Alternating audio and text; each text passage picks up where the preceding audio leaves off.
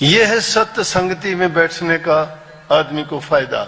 इसीलिए मैं बार बार कहा करता हूं, जितने भी इस जीव को नेक इंसानों में बैठना, उनसे बात करना, उनसे चर्चा करना नाम की, गुरु की महिमा की, भक्ति की, और अपने जो सुमन भजन करते हो उस बारे में जो जो चर्चा करोगे, उनके बारे में आप जिक्र और बात करोगे तो आपकी जिज्ञासा बढ़ती चली जाएगी। एक प्रकार के आपके दिल में जो पवित्र भावना है वो बढ़ती चली जाएगी और तुम्हारी दुर्मति है वो दिल से निकल जाएगी, भागती चली जाएगी। सत्य संगति से सुसंगति पाके ही ये जीव सुधर, सठ सुधरी सुसंगति पावा। मूर्ख से मूर्ख इंसान भी अच्छी संगति मिलने से सुधर जाता है। इसलिए जितना ज्यादा हो सके सत्संग, जहां कहीं भी, मैं नहीं कहता कि यहीं आके बैठो, कोई हमारी पाबंदी नहीं है। उत्तम विद्या जहां से मिलती है, उत्तम ज्ञान जहां से भी मिलता है, सुनने में दोष नहीं है। ये तो धर्मांधता है, लोगों ने धर्म और मत के उसमें बंद किए और लोगों पर पाबंदियां लगा दी। दूसरे गुरु के पास ना जाना, उनका सत्संग नहीं सुनना। क्यों नहीं सुनना? उनकी पोल खुल जाएगी, उनकी पोल खुल जाएगी। वो झूठी कूठी बात इधर उधर की लगा के उन जीवों को खूंटे से बांध देते हैं। वो बेचारे फिर मेर तेर में आगे, अरे तुम द्वेष की भावना पढ़ाते हो, ज्ञान कौन सा देते हो? नहीं, अच्छी बात, अच्छा ज्ञान, किसी भी धर्म में जाओ, किसी गुरु के पास जाओ, कहने को तो सब कहेंगे कि भाई बुरी चीजों का त्याग करो, अच्छी चीजों को अपनाओ, प्रभु की भक्ति किया करो, परोपकार किया करो, परहित किया करो, अच्छे काम करो, दान करो, पुण्य करो। लेकिन पर्दे के पीछे कुछ और ही करते हैं। कहते तो ये हैं, लेकिन ना आप वो करते ना उनके शिष्य करते। शिष्य क्यों नहीं करते? क्योंकि उनका गुरु नहीं करता है और गुरु उनको सिखाता है ऐसा नहीं करना। ये बहुत बुरी बात है। महर्षि जी कहा करते थे कि किसी धर्म में पैदा हो जाना बुरा नहीं है, लेकिन किसी धर्म में मर जाना बहुत बुरा है। तुम्हें ज्ञान कहीं से भी मिले, किसी धर्म के माध्यम से मिले, लेकिन उस धर्म के पाबंद बन के नहीं। अच्छी बात जहां से भी मिलती हो, जीव के कल्याण की, सुधार की और तुम्हारे हित की, जो तुम्हारे जीवन को सुधारती है, वो चीज हर जगह से ले लो। दत्तात्रेय जी ने 24 गुरु बनाए थे। उन्होंने तो पानी को, पपैये को, चींटी को भी, पत्थर को भी, सूरज को भी, चंद्रमा को भी, क्या क्या कहीं मगरमच्छ को भी, जिसको जो भी जिससे कोई शिक्षा मिली, कोई उसमें ये चीज करते हुए दिखाई दिए, उसी को गुरु मान लिया। गुरु नाम है ज्ञान देने को। इसलिए ये नाम सत्य का लेते हैं हम कि सत्य संग करते हैं, झूठ संग करते हो। सत्संग कहां करते हो? सत्य तो प्रभु का गुण है, वो उसी का नाम है। सत्य के आश्रय सब कुछ चलता है, उसी के सहारे से सब कुछ ये है। ये सारी सृष्टि ये सत्य से बनी है। सत्य नाम शब्द का है। शब्द ने रची त्रिलोक की सारी, शब्द से महिमा पहली भारी। शब्द ने 7 दीप नौखंड कियरी, शब्द से चांद और सूरज भयरी। सब कुछ शब्द है। नानक साहब कहते हैं, शब्द ही धरती, शब्द ही आकाश, शब्द ही शब्द भया प्रकाश। सगड़ी सृष्टि शब्द के पाछे, नानक शब्द घटे घटाछे। शब्द ने रची है, शब्द सत्य है। इसीलिए उस सत्य होने के कारण नाम सत्संग पड़ा। सत्य होने के कारण सत्य का ज्ञान देने वाले को सतगुरु कहा। सत्य की चर्चा करने वाले जगह को सत्संग कहा। तुम्हें सच्चा ज्ञान देने वाली चीज को सत्य नाम कहा। तो सत्य नाम, सतगुरु, सत्य संग ये जीव का हित और कल्याण करते हैं। ये सत्य का संदेश देते हैं। तो जब ऐसी जगह में बार बार जाओगे तो तुम्हें सत्य को उतने ही करीब लेके जाएंगे। ये धीरे धीरे करके, एक छोटी सी बात है, अगर किसी तुम मैले वस्त्र को धोते हो, एक बार साबुन लगाने से नहीं धुलता, दोबारा फिर लगाते हो, दोबारा नहीं धुलता, तिबारा फिर लगाते हो, तो भी नहीं धुलता। उसकी पिटाई छिटाई करके कोई ना कोई चीज से, और उसको उसके दाग हटा के मानते हो कि नहीं मानते? वो तो बाहर से दिखाई देते हैं, लेकिन इस पापी दुष्ट मन पर जो दाग पड़े हुए हैं वो एक दिन में कैसे हटा लोगे आप? आप सोचते हो गुरु ने नाम बता दिया, नाम क्या नाम बता दिया। किसको नाम मानते हो आप? नाम है क्या चीज? ये 2 अक्षर का, 5 अक्षर का, 4 ध्वनि का, 5 ध्वनि का, 5 मंजिलों के 4 ठिकानों के नाम तुम्हें बता दिए तो नाम मिल गया क्या? नाम इसे नहीं कहते। नाम वो चीज है जो तुम्हारा कल्याण कर देगा। और वो नाम कैसे मिलेगा? नाम तुम्हारे नेक नामी से, नेक कर्मों से। जब तक वो शुद्धता मन में नहीं है, पवित्रता, तुम्हारी रूह पवित्र नहीं है, तब तक कुछ नहीं है, धिक्कार है। नाम लेके नाम की कमाई करोगे तो ही वो शुद्ध और पवित्र होंगे। उसमें बड़े बड़े दाग पड़े हुए हैं। युगों युगों से ये मन ऐसे कर्म करते आया है जिसके कारण उसमें इतनी मलिनता है कि नेक रास्ते पे चलना ही भूल गया है। इसीलिए तो जरूरत पड़ी कि उसको गुरु के ठिकाने पे जाए, गुरु से वो दीक्षा ले। लेकिन उसके लिए हमारे पास समय नहीं है। बुद्धि, काल और माया ने ऐसी हर ली है कि उन्हीं चीजों की ओर हमारी दृष्टि रहती है जिससे ये दुनियादारी के लोग बहके हुए फिरते हैं। हम भी उस भ्रम में और उसी नादानी में हैं। लेकिन ये बात याद रखो कि गुरु के बिना इस जीव का कोई मददगार और सहाय नहीं है। ये माँ बाप ये कोई किसी का क्या साथ देंगे? तुम्हारा नेक कर्म है। इंसान बड़ा मतलबी है। इसको जब अपनापन देखता है, अपना स्वार्थ देखता है, वह सब कुछ अच्छा है। और जहां इसका स्वार्थ नहीं होता ना, बहुत जल्दी मुंह फेर लेता है ये।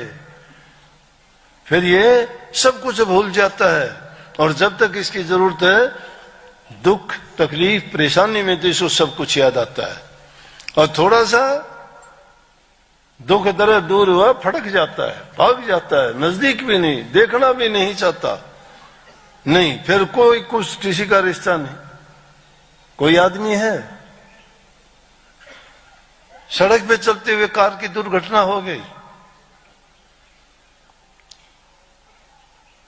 आदमी कार से नीचे गिर गया, बेहोश हो गया, चोट लगी है। जाने वाले रास्ते से गुजर जाते हैं। एक कोई किसान बराबर से गुजरता है, गाड़ी लिए खेत से आता है, देखता है, उसके दिल में करुणा है, दया है। देखा कि अगर इसकी मदद नहीं की तो मर जाएगा।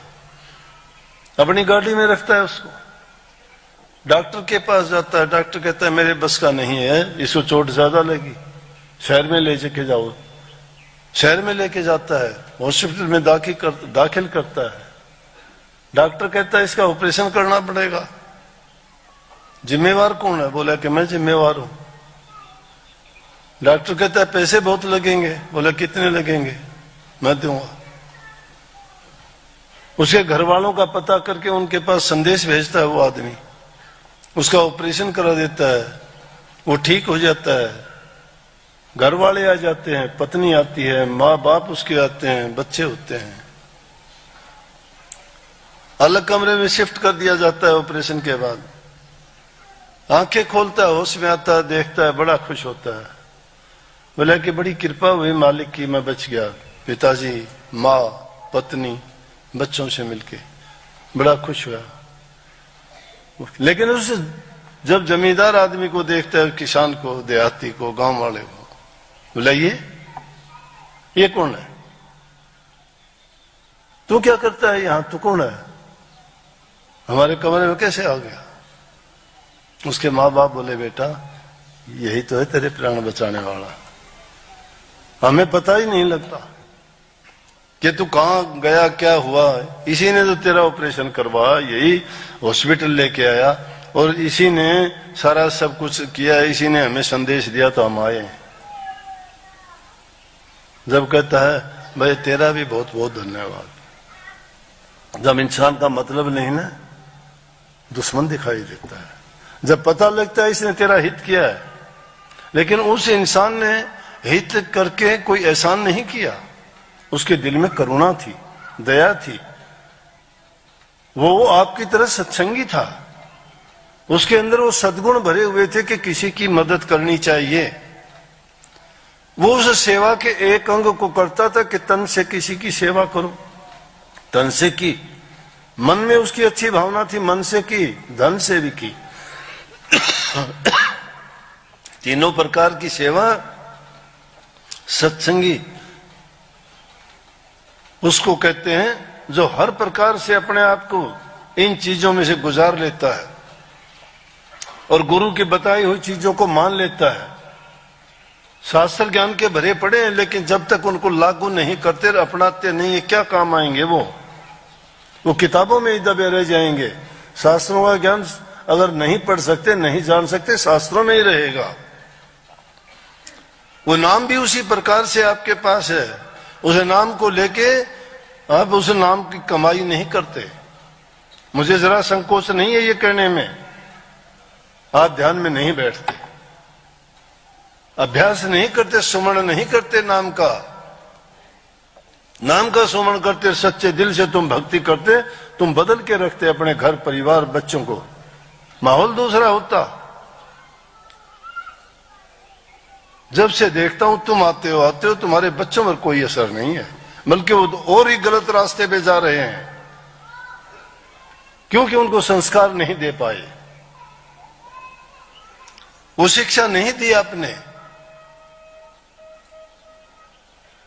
आप अकेले आने से क्या फायदा हो? आप अगर सच्चे मन से, मैं कहता हूं ये माताएं सच्चे मन से नाम का सुमरण करती हुई सब्जी बनाए, रोटी बनाए और ख्याल हमेशा अच्छे रखें, तो उस खाना खाने वाले के भी विचार बदल जाएंगे। चाहे वो डाकू भी है तो भी वो एक महात्मा बन जाएगा। उस भोजन में भी वो शुद्ध और पवित्र विचार जाएंगे बनाने वाले के। लेकिन तुम बनाते वक्त तुम्हारे और ही ख्यालात चलते हैं, बच्चों की तो और ध्यान ही नहीं है। माँ बाप की संपत्ति सबसे बढ़ के उसकी बच्चे और संतान है, जिसकी संतान बिगड़ गई उसका जीवन खराब। लेकिन उनको संभालना सिर्फ ये नहीं है कि उनको कोई अक्षर ज्ञान दिला के तुमने कोई पद दिला दिया, कोई उनको डिग्री दिला दी, वो तो अपने रोजी रोजगार के लायक हो गए। अरे उनसे अच्छा गुण ये, उनको योग्य और चरित्रवान बनाओ, वो सब कुछ अपने आप कर लेंगे। फिर वो डिग्रियां भी ले लेंगे, वो जो कमाई करनी है वो भी कर लेंगे, लेकिन सबसे बड़ी चीज जो उनके दिल में होगी वो परहित और परोपकार होगा। उनके हृदय में प्रेम और सेवा की भावना होगी, और ये चीज जिसके हृदय में होंगे वो आस्तिक होगा, नास्तिक नहीं होगा, प्रभु को मानने वाला होगा। और जब भी कोई गलत ख्याल विचार उनके मन में आएगा, वो उस करने से पहले 1000 बार सोचेगा। बल्कि ऐसे व्यक्ति जिनको ये सद्गुण मिले हैं तो वो तो तौबा कर लेगा कि मैं कष्ट भोग लूंगा, मैं किसी का बुरा नहीं करता। वो आदमी जब इन चीजों का अभ्यास करेगा उसका जीवन बदल जाएगा, जीवन पवित्र हो जाता है। यह है सत्य के रास्ते पे चलने का, यह है सत्संग। जब सत्संग में आके तुम्हें कुछ लाभ मिला ही नहीं है, उनको चीजों को अपनाया नहीं, तो सत्संग में भार बन के बैठे रहे कि कानों को बंद करके बैठ गए। कितनी बातें बताई जाई हैं, एक बात भी अगर साल में आप अपनाते तो 20 साल में तो 20 गुण अपना लेते, 20 गुण। लेकिन हमने तो एक गुण भी नहीं अपनाया। अरे बच्चा भी एक साल में एक क्लास चढ़ा देता है, प्रथम वाला द्वितीय में, द्वितीय वाला तीसरी में, तीसरी वाला चौथी में। तुम वहीं के वहीं क्यों बैठे हो कायदा लिए, किताब तक भी नहीं पहुंचे। ना पहुंचने का कारण भैया मिट्टी के नहीं हो, ज्ञान है आप में, समझ है आप में वो गुण है जो परमात्मा में गुण है। इंसान को परमात्मा ने अपना रूप दिया है, इसमें पांचों तत्व, तीनों गुण हैं। उससे अलावा इसमें बुद्धि ज्ञान विवेक विचार भी है। ये अपना हित और नुकसान भी जानता है कि किस चीज में मेरा फायदा है, किस चीज में मेरा नुकसान है। और फिर भी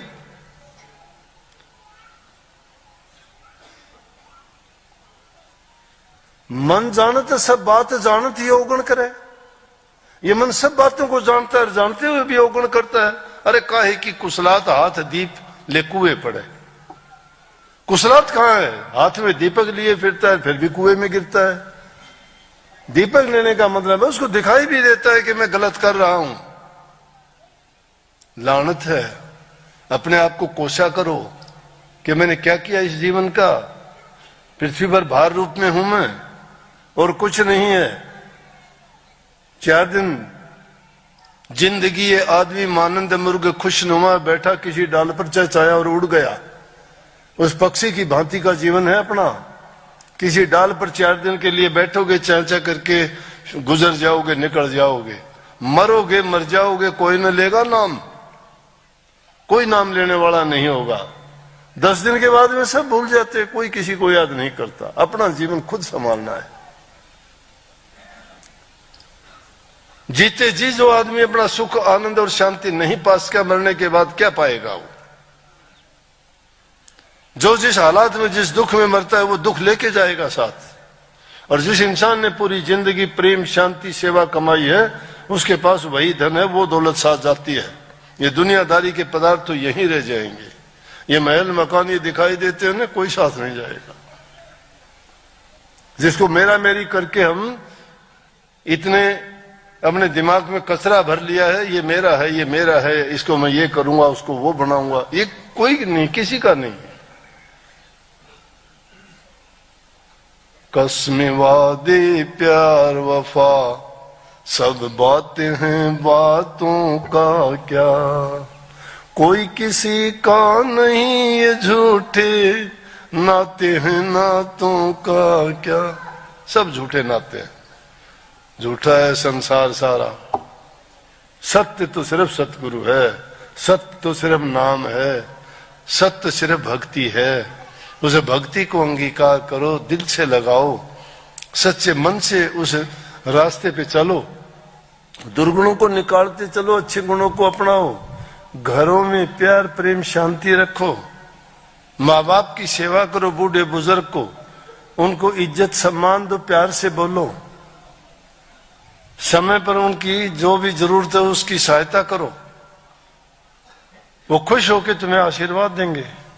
उनके दिल से निकली हुई दुआ तुम्हारे लिए कवच बन के आएगी, तुम्हारे बुरे वक्त में तुम्हारी मदद करेगी, कष्टों से बचाएगी, तुम्हारे पाप कर्मों को भी धो डालेगी। माँ बाप, बुजुर्ग और गुरु का आशीर्वाद जिसको मिल जाता है, उस जैसा भागी कोई नहीं होता। दुर्मति को दूर भगाओ, सुमति को अंगीकार करो। और गुरु का ज्ञान ऐसा है कि गुरु जिसको मिल गया तो उसको उसकी दुर्मति भाग जाती है और सुमति आती है।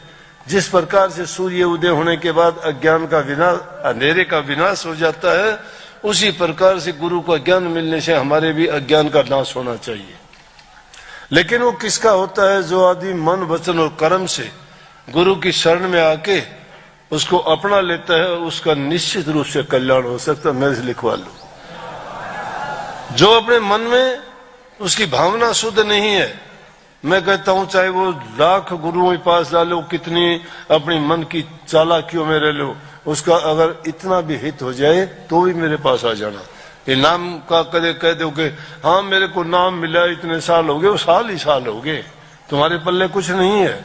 नाम को समझे और जाने नहीं।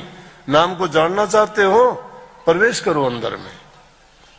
ये ज्ञान इंद्रिय तुम्हारी बार के लिए काम करती हैं। तुम्हारी अंदर की ज्योति नहीं जगी है, तीसरा नेत्र नहीं खुला है आपका, विवेक आपका नहीं जागा है अभी। उस अंधकार को दूर करने के लिए ज्ञान रूपी दीपक जब हृदय में जल जाएगा तो ये अज्ञान, ये दुष्कर्म और ये पाप कर्म और ये बुरे विचार और बुरे ख्यालात भाग जाएंगे, कोसों दूर चले जाएंगे। और यही शुद्धता और अच्छा चरित्र का निर्माण होगा, वही आदमी सारे काम बेखूबी कर सकता है। जिसको जिनके घरों में प्यार प्रेम है, जहां शांति है, सुमति है, वहां सुख नाना। जहां कुमति है, रोजाना लड़ाई झगड़े होते हैं, वहां काल का मुसड़ बजता है।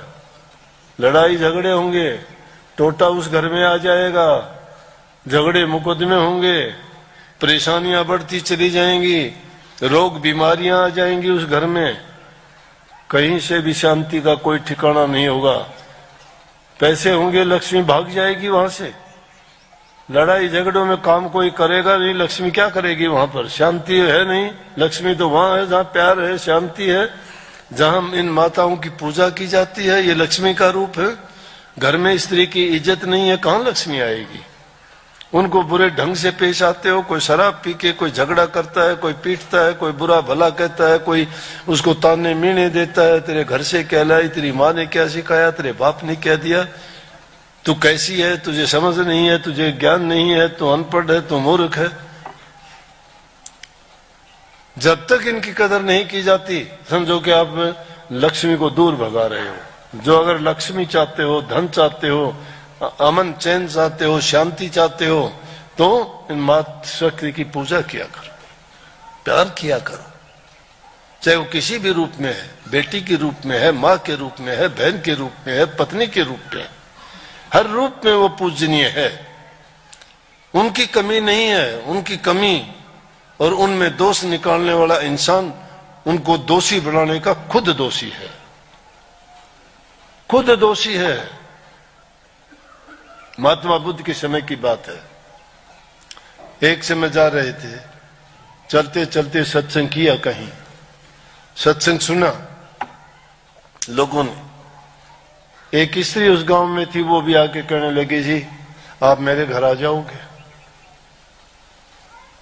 और तो बदनाम थी। महात्मा बुद्ध कहने लगे, हाँ आ जाऊंगा, जरूर आऊंगा। बोले कल आपके घर आऊंगा। बड़ी खुश होगी, तैयारी करने लगी, घर की सफाई करी कि महापुरुष आएंगे कल को, खाना बनाया, तैयारी करने लगी, ये करूंगी वो करूंगी। गांव के मौजूद आदमी वहां इकट्ठे होके गए, कहने लगे उस स्त्री के घर आप जाओगे? बड़े प्रसिद्ध थे महात्मा बुद्ध। इतने दिन का तप करने के बाद में जब वो प्रचार के लिए निकले तो हर इंसान जानता था कि महात्मा बुद्ध के समान महान महात्मा कोई नहीं है उस युग में। कहने लगे उसके स्त्री के घर जाओगे? बोले हाँ मैंने कहा है उसके घर जाऊंगा। बोला उसके घर नहीं जाना। बोला क्यों नहीं जाऊं? बोला वो स्त्री अच्छी नहीं है। बोले अच्छा क्यों, क्या बुरा है उसमें? बोला नहीं वो स्त्री बदनाम है, उसके कर्म अच्छे नहीं है। बहुत अच्छा, आप इसी गांव के हो? बोले हाँ। बोला आदमी तो सब अच्छे होंगे? चुप। बोला आपने जवाब नहीं दिया, आदमी अच्छे हैं सब? चुप। बोला स्त्री को दोष देने वाले अपने गिरहबान में झांक के देखो, अगर इंसान अच्छे होते तो बुरी कैसे होती? बुरे इंसानों ने उसको बुरा बना दिया। अगर वो नेक इंसान होते तो उसको बुरा कैसे कह सकते थे? हमारी दृष्टि में दोष होता है, दूसरे के दोष देखने में बड़े माहिर हैं हम, अपने दोष नहीं देखते। किसी को दोषी बनाने वाला होता कौन है? इसलिए कहता हूं कि इनको अगर कोई दोषी करार देता है या उनमें कोई बुराई देखता है तो बुराई उनमें थोपने वाला कौन है? इंसान है। अगर ये इंसान अगर सही हो तो वो कोई स्त्री अपनी तरफ से गलत नहीं करती है और फिर उसी का दोष निकालता है।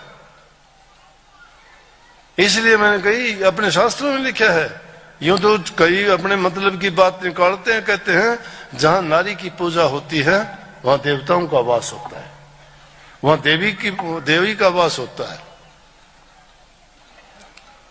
सेठ लोग होते हैं अपनी स्त्री को जैसे भी होती है बहुत प्यार करते हैं, बहुत उसको इज्जत और सम्मान देते हैं, इसलिए वो धनवान होते हैं सारे। और ये दूसरे होते हैं नहीं हमारे जैसे मोटे दिमाग के लोग, वो पता नहीं क्या क्या उनको कहते हैं, तो इसलिए उनके घर का टोटा कभी जाता ही नहीं। लक्ष्मी वहां क्या करेगी?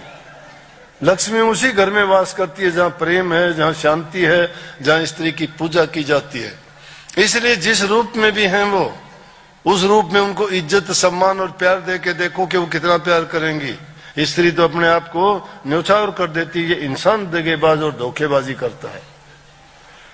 इसलिए घरों में प्यार प्रेम और शांति और सम्मति लाने के लिए इन माताओं की पूजा कर और फिर देखना कि ये आपकी पूजा करती है कि नहीं करती। इंसान अगर 10 साल बाहर रह के घर आ जाता है वो अपना लेती है कि आ जा, और स्त्री अगर 4 दिन बाहर चली गई अपना लोगे आप लोग? अरे माता सीता को भी बाहर निकलवा दिया था, सती होते हुए इतनी पवित्र होते हुए भी लांछन लगा दिए थे।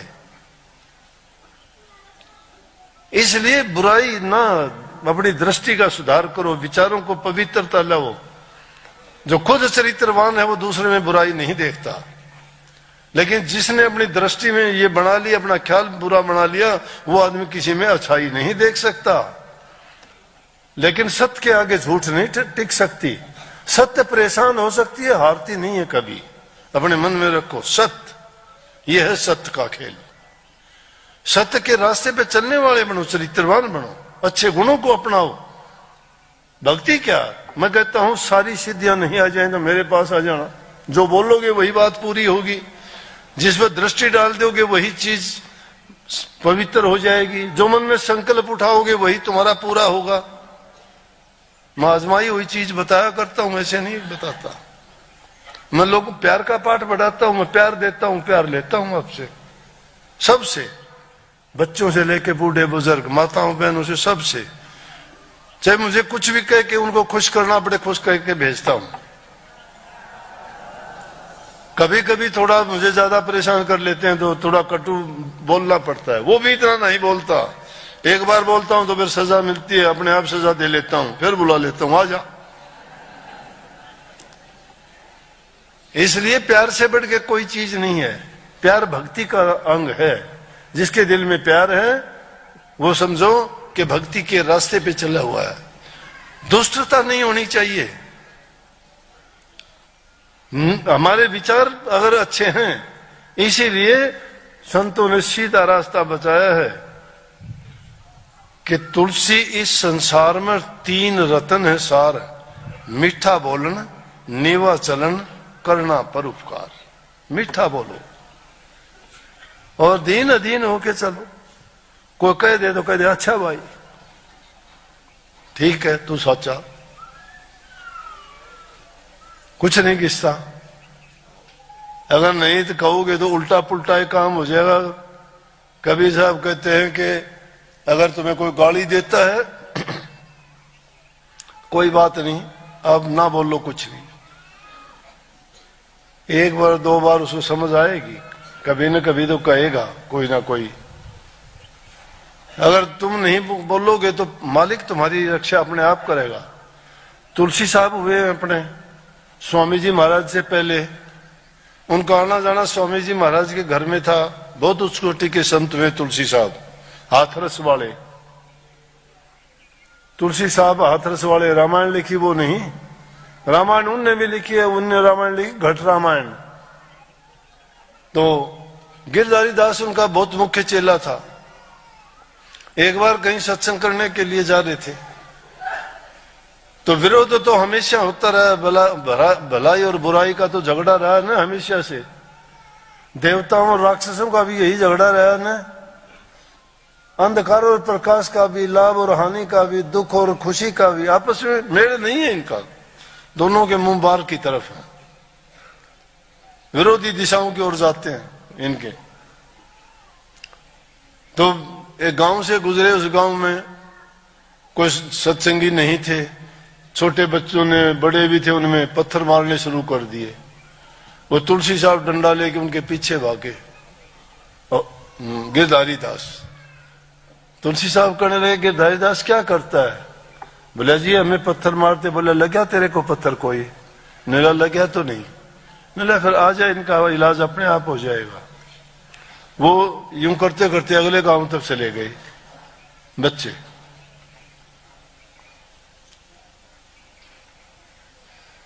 तो अगले गांव तो चले गए। ये 3 चीज ऐसी होती हैं, इनको मुड़ के जवाब नहीं देना चाहिए। साकेत, शुक्र और कुकरा। नीच आदमी साकेत, कुकर कुत्ता, इनने मुड़ के जवाब ना दो। मुड़ के जवाब दोगे ज्यादा भौं भौं करके ज्यादा पीछे पड़ेंगे वो। चुप कर जा तो ही अच्छा। बोलने नालों चुप चंगेरा, चुप्पी सो पर्दा। शाह मंसूर ने एक सच आख्या हो सोड़ी ते चढ़दा। चुप्पे चंगा नानका, नानक साहब ने भी कही चुप्पे चंगा नानका। बोलना किसी से, कहने दे कह के रह जाएंगे। जिसकी जितनी मति है, जितनी बुद्धि है, वो कहेगा। गांधी जी भी कहते थे दे से व्हाट दे से लेट देम से। कहने वाले वही कहेंगे जो उनके पास कहने के लिए है। उनके और कहां से लाएंगे बेचारे? तुच्छ बुद्धि है, छोटी बात है, जितना जानते हैं उतना ही बोलेंगे। बोला कि कोई बात नहीं, अपना क्या किस्ता है, अपने आप इलाज, अगले गांव में गए, वहां सत्संगी थे, उन्होंने देखा बच्चे पीछे पड़े